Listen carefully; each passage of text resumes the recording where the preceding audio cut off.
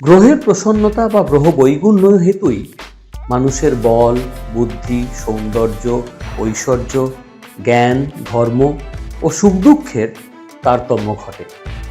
গ্রহ প্রভাবে কেউ কাঙাল, কেউ সম্রাট।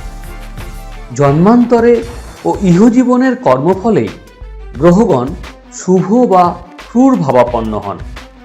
যিনি যে ধর্ম জাতিরই মানুষ হন, গ্রহকে প্রসন্ন বা অনুকূল না রাখতে পারলে বিপদ থেকে রক্ষা নেই। এই গ্রহকে প্রসন্ন ও অনুকূল করার 9টি উপায় অবশ্য আছে। সেগুলি হল গ্রহযোগ, গ্রহ হোম, গ্রহ পূজা, গ্রহ স্নান, গ্রহরত্ন ধারণ, গ্রহৌষধ ধারণ, গ্রহ কবচ ধারণ, গ্রহ মন্ত্র জপ এবং গ্রহ স্তব ও প্রণাম।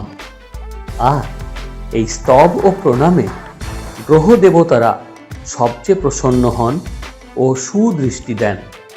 তাই বঙ্গবার্তা গ্রহদের তুষ্ট করার জন্য সেই স্তব ও প্রণাম জানাচ্ছে আপনাদের।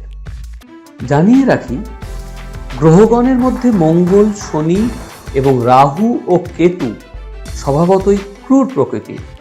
তাই তারা বিরূপ হলে মানুষের দুঃখের আর অন্ত থাকবে না। এই গ্রহ দেবতার মধ্যে শনির দৃষ্টি ভয়াবহ।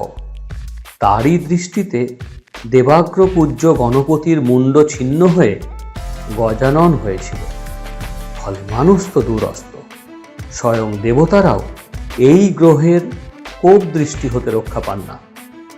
বঙ্গবার্তায় আপনাদের বৃদ্ধি, রক্ষা ও মঙ্গল কামনায় গ্রহ শান্তির সংক্ষিপ্ত মন্ত্র প্রতিদিন সকালে স্নানের পর এই মন্ত্র পাঠ করুন।